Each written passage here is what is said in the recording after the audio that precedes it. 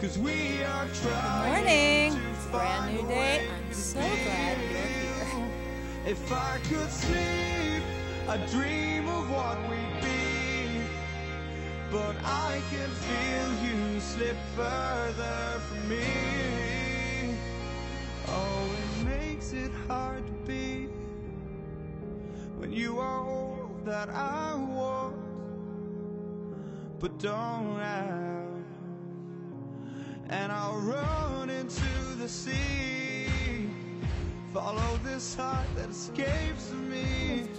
Hi, my name is Jill. You are here on a version of Survival Road. And on Fridays, we just talk about comments, questions, confessions, that kind of thing. It's more of a personal conversation for those of you who actually like to participate.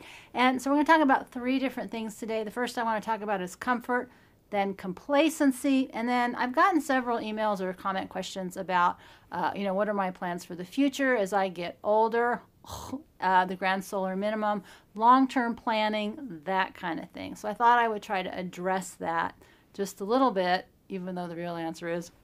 So I wanted to first just bring up this idea of comfort and complacency, because I have been having this aha moment that I have become very complacent in my life. And the physical part of my life hasn't changed. It's still kind of a lot of work to live this way, but I have become very mentally and emotionally complacent. And so I'm just tossing that back at you to think about how we can increase our risk, our challenges, our stressors, so that we are better equipped to solve problems when they come at us. And I've just had a few experiences. It was partly with that gun class. I sort of had a thing that happened at the end. And so it's easy to get complacent when we're comfortable, which is the answer to one of the questions is why I would live in such a high level of discomfort, is it does not allow me to become complacent. And there's a much higher physical kind of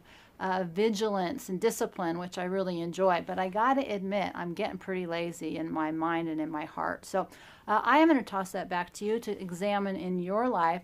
I know a lot of you are kind of in pretty stressful situations. So that's not comfort or complacency. That's just stress, and it will pass, but it sucks. And sometimes you need the quiet periods afterwards. I've had a quiet period. I think it's gone on a bit too long.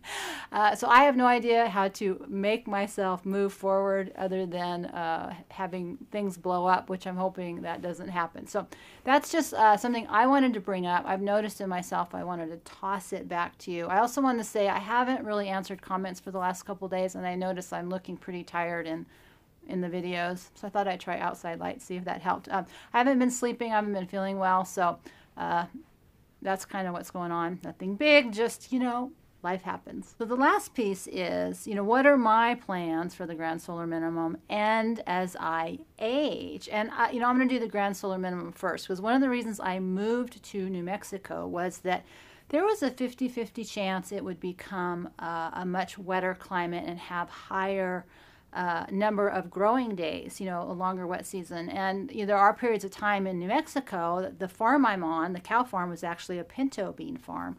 There was a lot of people who did what they call dry farming, means there was no additional irrigation.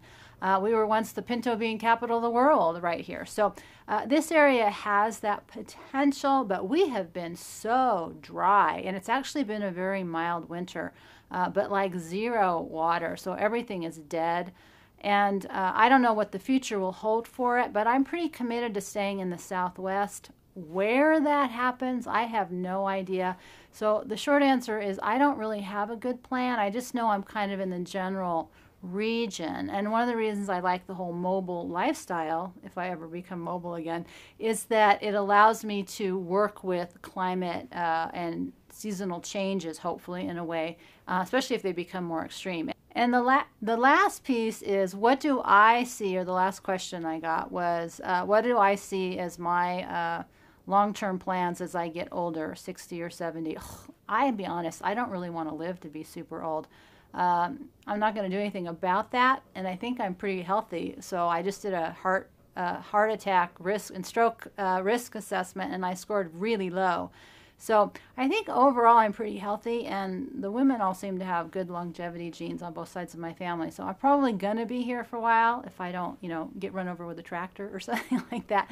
But I don't have a good plan, which is why I've been talking to you guys about this. I heard another comment it was actually another Jordan Peterson video where he was saying, we're going to have a future of old women that are single, which is what I've been saying too. He sort of added the caveat that if you didn't have children, there was something wrong with you. We're going to be talking about that. But there's a cow out there. The reality is the future is a lot of older single women. Number one, men die younger, but two, a lot of women didn't get married or have kids. I think it's a pretty high number. I forget what the statistics are, but that is one of the reasons I've been talking about this stuff so much, is that there are no systems in place. We are not moving into a system where everything is going to be neatly arranged. And we as the women are going to really have to suck it up and figure out what we want to do, because I don't think that the system is going to be very comfortable and it will be very complacent in terms of dealing with us. Because, if they can get your money, they're happy. If not, you pretty much get kicked to the curb. So, and if you don't have money, then that requires even more critical strategic thinking, which is why I keep encouraging you to really think about it. And, the other piece to that, and I think people who watch me are more in this category, is the front end people, of the bell curve, the front end, of really having to be the leaders in terms of creative decisions, not waiting for somebody else to think of something, but to think of it yourself. And so with that, I also want to say thank you. Several people have bought the books lately, which really helps, so I appreciate you. That book, Your Post-50 Life, really talks about the physical environment as you age, so that's a really important component of kind of planning your future. But no, I have no perfect, awesome plans. My goal is to make this trailer about a 30-year process, that it will stay good for 30 years. That would put me into my 80s. I don't think I'll be living in this trailer in my 80s. Famous last words. But there's a lot of cultures that women and men are in their 90s and they're out chopping wood for firewood.